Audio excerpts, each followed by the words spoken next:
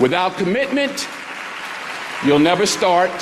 But more importantly, without consistency, you'll never finish.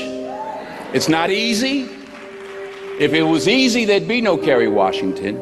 If it was easy, there'd be no Taraji Henson, P. Henson. If it were easy, there'd be no Octavia Spencer. But not only that, if it were easy, there'd be no Viola Davis. If it were easy, there'd be no Michael T. Williamson, no Stephen McKinley Henderson, no Russell Hornsby. If it were easy, there'd be no Denzel Washington. So, keep working, keep striving, never give up, fall down 7 times, get up 8. Ease is a greater threat to progress than hardship. Ease is a greater threat to progress than hardship. So, keep moving, keep growing, keep learning. See you at work. We tend to base our self-esteem on what other people think. And that's not really self-esteem. Self-esteem is supposed to be how we feel about ourselves. And I was just saying how dangerous it is to allow other people to determine how you're going to feel about you. And it's kind of like looking into a broken mirror. You're going to look in a broken mirror and then change your face to try to look good in this defiled, busted, broken mirror. And it just, other people's opinions is a really shitty way to determine how we feel about ourselves. You'll never see a U-Haul behind a hearse. I'll say it again. You'll never see a U-Haul behind a hearse. Now, I've been blessed to make hundreds of millions of dollars in my life. I can't take it with me, and neither can you. So it's not how much you have, it's what you do with what you have. And we all have different gifts. Some money, some love, some patience, some the ability to touch people. But we all have it. Use it, share it. That's what counts. Not what you're driving, not what you're flying in, not what kind of house you bought your mama. Dreams without goals are just dreams, and they ultimately fuel disappointment. Goals on the road to achievement cannot be achieved without discipline and consistency. I pray that you all put your shoes way under the bed at night so that you got to get on your knees in the morning.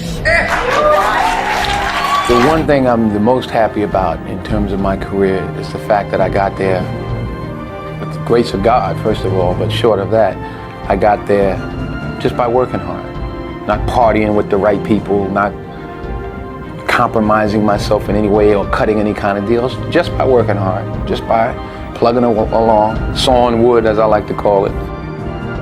I'm a 20-year overnight sensation. I don't get life mixed up with making a living. I was there for all 4 of my children being born. When the first one was born, I recognized the difference between life and making a living. Their life, you know, our family is life. You know, acting is making a living. Well, what do you think the biggest difference between doing a play and doing, I mean, it's a cliched question, but I'd be interested to know your answer. I think a part of what Viola just said is that you get to dig deeper and you get another day. Right. And you get the energy. Mm-hmm. You do a movie and it's 200 people that are used to it and they don't care and everybody's doing their job and it comes in a theater somewhere and you're picking your nose at home somewhere, clipping your nails. There's no energy. Right. When I was on Broadway 5 years ago with Julius Caesar, I made a decision to sign autographs every night. I don't know what I did. Oh, yeah, it ain't happening this time, no. Only as I rub my knees, only because my knees are bad, it's hard for me to stand. But. And why did you decide to do that? Well, you know, I wanted to say thank you. It was my way of saying thank you. And the first night, it was like 5,000 people out there. I said, okay, wait a minute. Everybody who has playbills from our show. So, yeah, because it was like people were just wandering up the block. I was like, wait a minute. I forgot I'm on, 42nd Street, Times Square. I was like, wait a minute. But honestly. You were signing for weeks. The energy. And I was out there an hour and a half every night, every show. But the energy you got back, the stories, the 5 little old ladies who just drove in from Detroit. And I'm like, well, what y'all doing tonight? They said, we're getting back in the car, baby. We got to go back tonight. Wow. And, you know, a little 84-year-old lady was like, baby, if I was 3 years younger. Oh, true story. True story. Then we had, and I say this also because I hope it happens with this play. We had some high schools come. We had one school from somewhere, I forgot where, and they were doing Julius Caesar. And some young kid was like, well, you know, my Brutus is a bit different. He's more the classic stoic. But it was great to engage and exchange with these young people. There was an energy. I got more from it than I gave to the people that I signed for. That's, you know, you don't get that.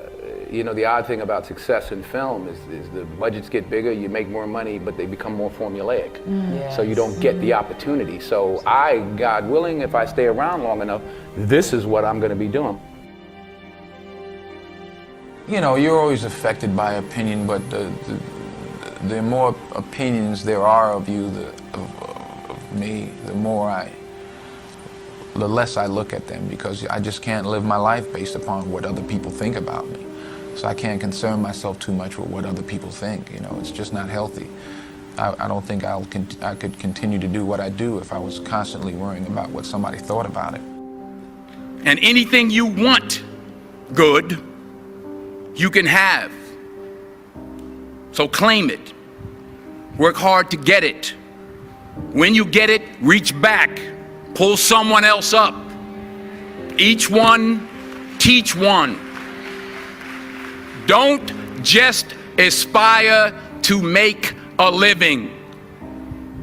Aspire to make a difference. You don't have to compromise yourself. You know, if there's something you don't feel good about, then don't do it. The most important choices I've made was to say no. And I've said no many a time to films that I just didn't, especially early on, I just didn't feel comfortable with. There was one script that was brought to me, I called it The They Couldn't Kill. Because they were like, he was accused of raping this white woman in the 40s, and they tried to hang him, but he didn't die. And they tried to electrocute him. And they were like, it's a comedy. I'm like, it ain't funny to me.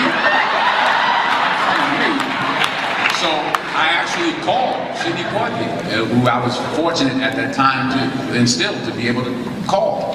And I said, you know, this movie's making, I'm sick. And they offered me $600,000 to play The They Couldn't Kill. That's what I called it. And he said to me, and I'll say this to you, he said, the first 2 or 3 or 4 films you make in this industry, Denzel, will determine how you proceed. He said, I'm not going to tell you what to do, but remember that the first 3 or 4 or 5 films you made will determine how you proceed. I turned it down. I turned the money down. I needed the money. I turned it down. 6 months later, I got Cry of Freedom. So stick to your guns. If you don't feel like you should do it, then don't do it. Because you don't want to be, you don't want to be a negative energy on the set. That's how I feel. So I'm like, I ain't doing this because I'm gonna slap somebody the second day.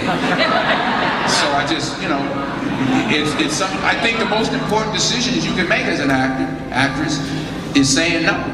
Is saying no. You don't have to take your clothes off. If you don't want to, then don't do it. Number 1, put God first.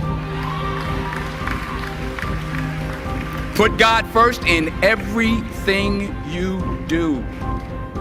Everything that you think you see in me, everything that I've accomplished, everything that you think I have, and I have a few things, everything that I have is by the grace of God. Understand that. It's a gift. In everything you do, if you think you want to do what you think I've done, then do what I've done.